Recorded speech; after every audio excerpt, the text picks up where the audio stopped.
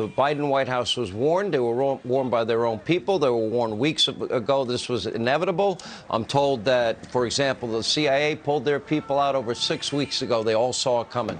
Here's my question. Now, the Biden administration has been trying to place blame on both you and President Trump. I happen to know a little bit more than the average person because your plan was based, one, on conditions on the ground before anything else, and also confirmed by the president and Mark Meadows. You were right up to your eyeballs as part of these negotiations. Before any negotiations take place, to the extent that you're able to share, my understanding is Donald Trump on the phone with the Taliban leader was clear and unambiguous.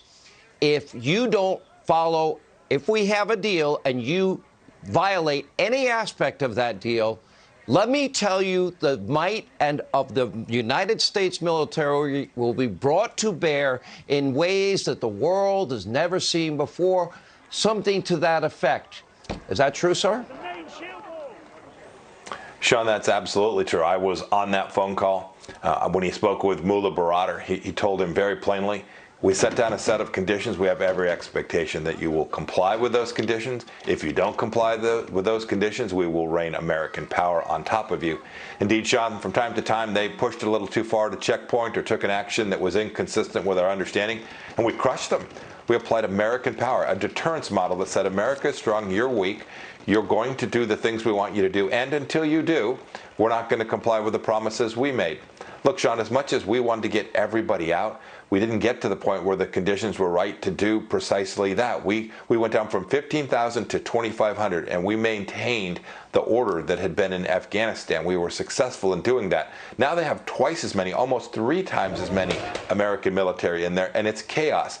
This is because of failed leadership. This is because the Taliban think that they face no risk from this president of the United States.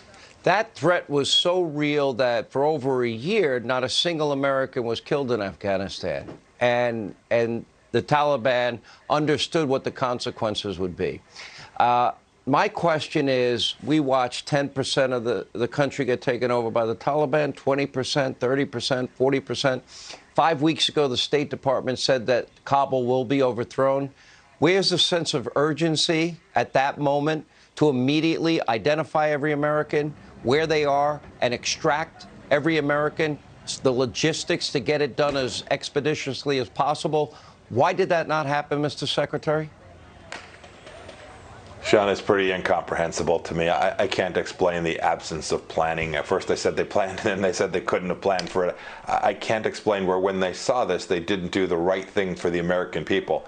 I can assure you that President Trump and I would have done that. Every time the Taliban pushed, we pushed right back. We had a deterrence model in place. When the Taliban pushed here, 10%, 20%, we withdrew. We withdrew the support that was needed to make sure that we could get these Americans out from behind what was to become enemy lines, to make sure that we could support our allies, the promises that we had made to them. All of these things, the things that the whole world is seeing now, American leadership crumble in the face of this Taliban might.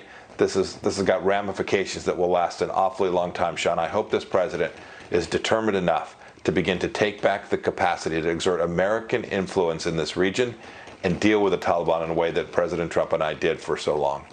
Mr. Secretary, thank you.